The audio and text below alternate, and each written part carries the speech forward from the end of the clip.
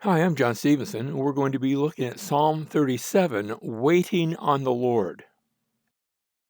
Psalm 37, first of all, is a wisdom psalm. In fact, it's going to read a bit more like one of the Proverbs from the book of Proverbs than it will like a psalm, but it's here in our collection. Wisdom psalms those are one of the types of psalms that we see. It speaks about God rather than to God.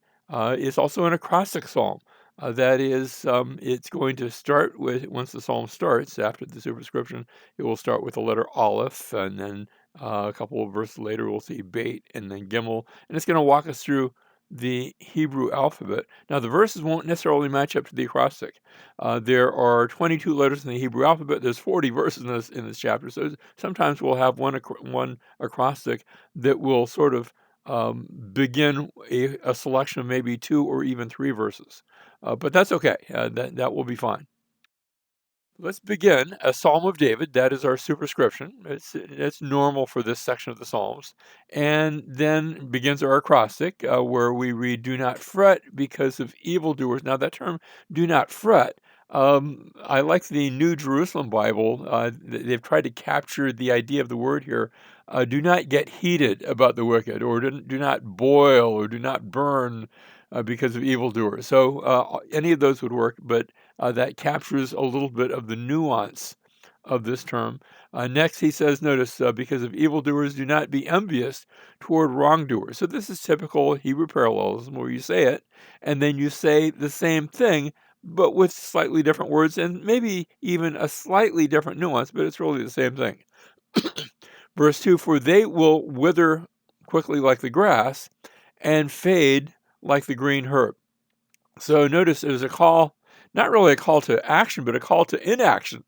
You know, what not to do. Don't boil, don't fret, don't burn, don't be envious about the evildoers or the wrongdoers, because they're already going to get their end. They'll wither, they'll fade. That's going to be the result, the end result of wickedness. Verse 3, and of course, this is we're continuing with the acrostic. I'm not going to mention the acrostics too much after this. They're just you'll see them. I put the little symbol for Beit and then Gimel and so on. If you can't read the Hebrew, don't worry about it. It's not that significant, but just to remind you that it's there. Verse 3 then, "Trust in the Lord and do good, dwell in the land and cultivate faithfulness." Verse 4, "Delight yourself in the Lord." And notice this is the call to action. So to trust, to dwell, to delight yourself. And then you see the result of that in the latter part of verse 4, "and he will give you the desires of your heart." So this is God's part. This is what he's going to do. And then verse 5, "Commit your way to the Lord, trust also in him." And again, action on his part, action on your part, but then what he will do again, he will do it, and he will bring forth your righteousness as the light. So here's God's action. He'll bring forth your righteousness as the light, and your judgment. And this is the idea of the rest of what he's going to do. He's going to bring forth your righteousness. You're going to see what you did right, and your judgment as at the noonday. Now, we think righteousness and judgment sort of polar opposites, but really, it's the same idea here. This is still parallelism, where it's saying the same thing. So um, that continues with God's action. Notice your righteousness, your judgment, those elements are identical. Verse 7, "Rest in the Lord and wait patiently for him." So positive action. And then remember how we said don't fret, don't boil. Same term again. So it's repeated. Do not fret because of him who prospers in his way. Notice because of him, because of the wickedness, because of the person who's doing wrong, because of the man who carries out wicked schemes. And so again, it's a call to wait, a call not necessarily to go out and do action. And sometimes waiting can be very active, and that's okay. And then the threat of the wicked, because notice he's carrying out wicked schemes. Don't worry about that. Let God handle that. Verse 8, "Cease from anger and forsake wrath." Again, stop doing those things. And again, a third time, do not fret. We've seen that. We could almost have titled this section of the psalm, if not the whole psalm, Don't Boil. Anti-boiling Christians, don't burn, don't fret. It leads only to evil doing. You don't want to find yourself pulled down because of your anger against the evil person. Don't you get pulled down to that level.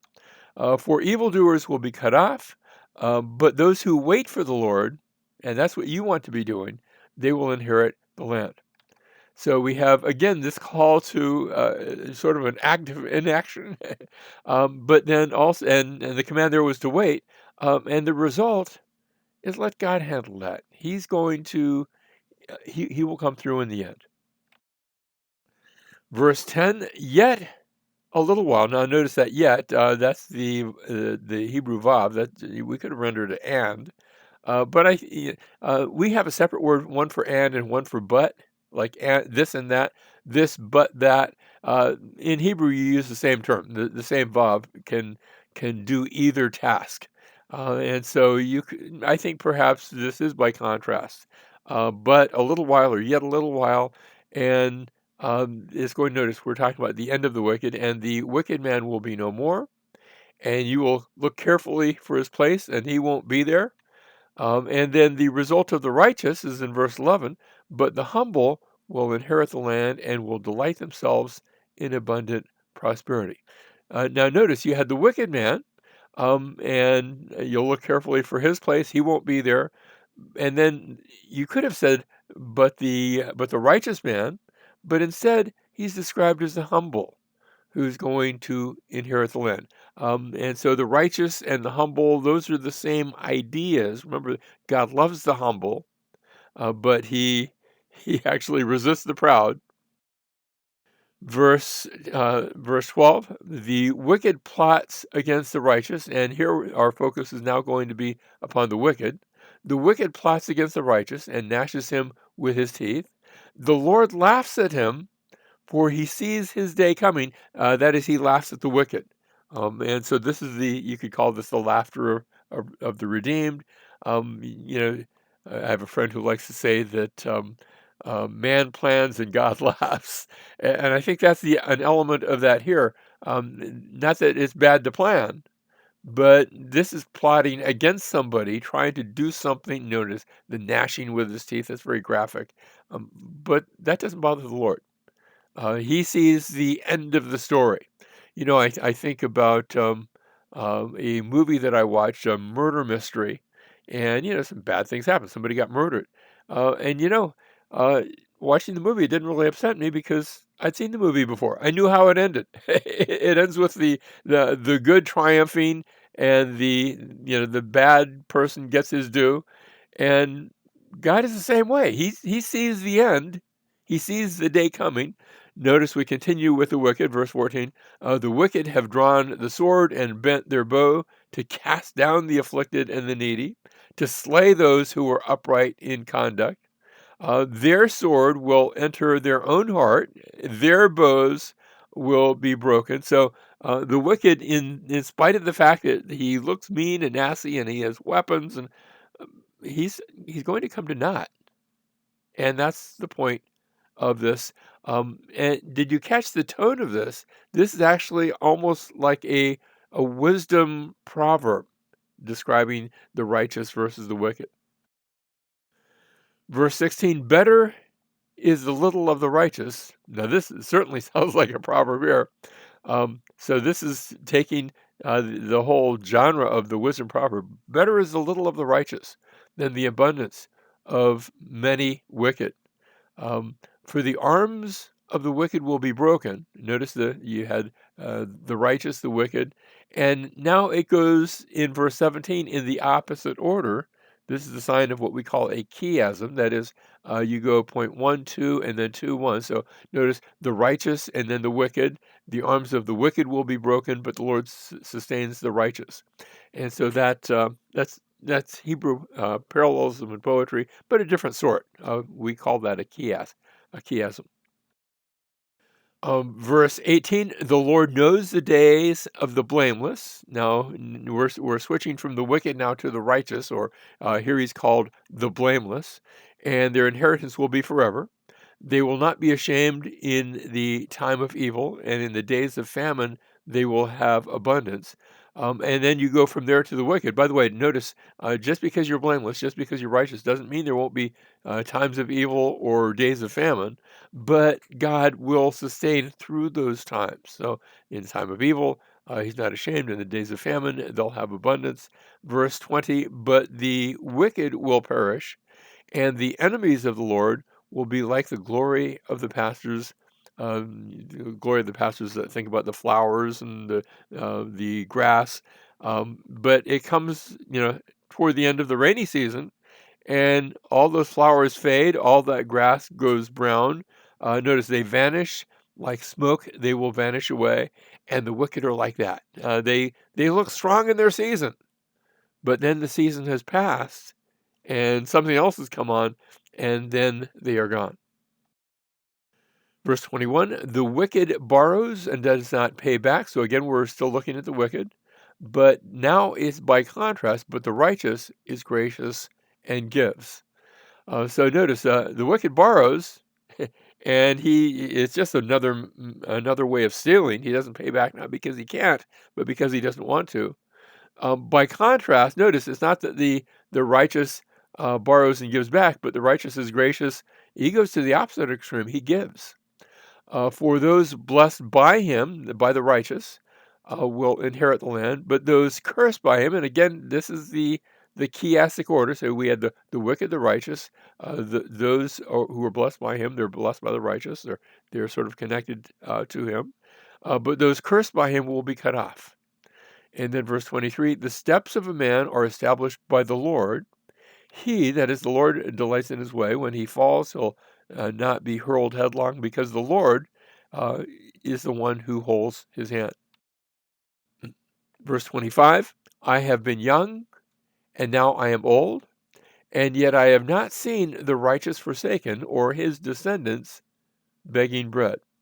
All day long he is gracious. This is speaking again of the righteous. He is gracious and lends. So he's not only pays back what he owes, but he also goes to the other extreme. He lends, and his descendants are a blessing. So notice the double reference to the descendants. I haven't seen the righteous forsaken, or his descendants, but then also he's gracious and lends, and his descendants are a blessing. So notice it's saying the same thing. Verse 27, depart from evil and do good, so you will abide forever. So here again is a call to action. Verse 28, for the Lord loves justice, and this is going to be the result of following that path of righteousness. The Lord loves justice and does not forsake his godly ones. They are preserved forever, but the descendants of the wicked, and by the way, when we've seen that word descendants, remember that's the term zerah, seed, the seed of the wicked, but we'll continue with this translation. The descendants of the wicked will be cut off. And so a contrast again between the righteous versus the wicked. Verse 29, the righteous will inherit the land and dwell in it forever.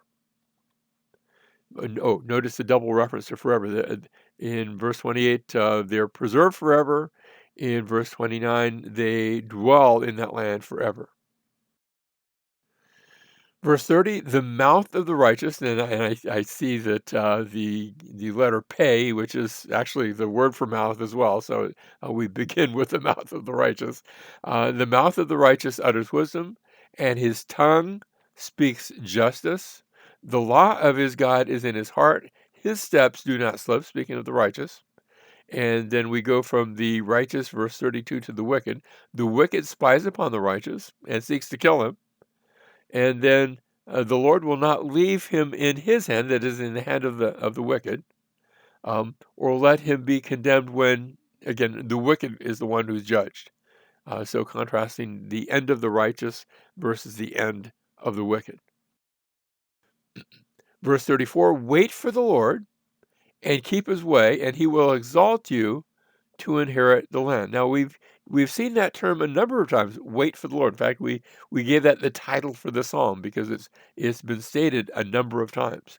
Wait for the Lord, keep his way, and as a result, he's going to exalt you to inherit the land.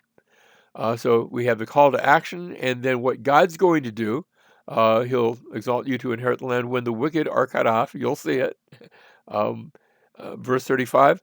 Notice the you're going to see because that's going to be repeated. I have seen in verse 35 a wicked, violent man, and so we looked for the righteous, but now we look at the wicked. A wicked, violent man spreading himself like a luxuriant tree in his native soil, and it looks like he's strong and big, and he has deep roots.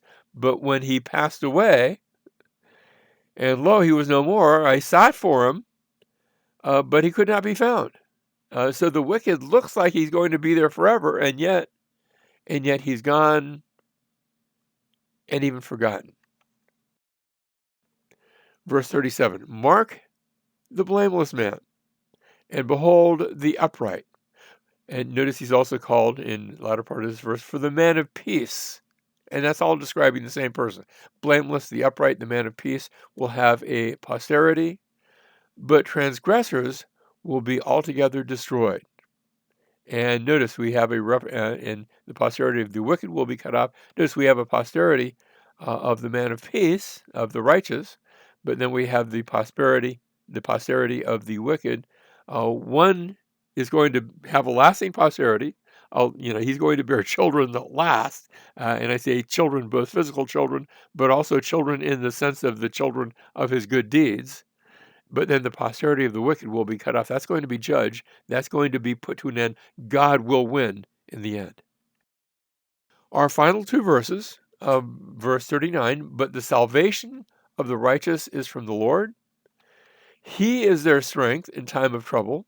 The Lord helps them and delivers them. He delivers them from the wicked and saves them because they take refuge in him. And I want to look at that last phrase just for a moment.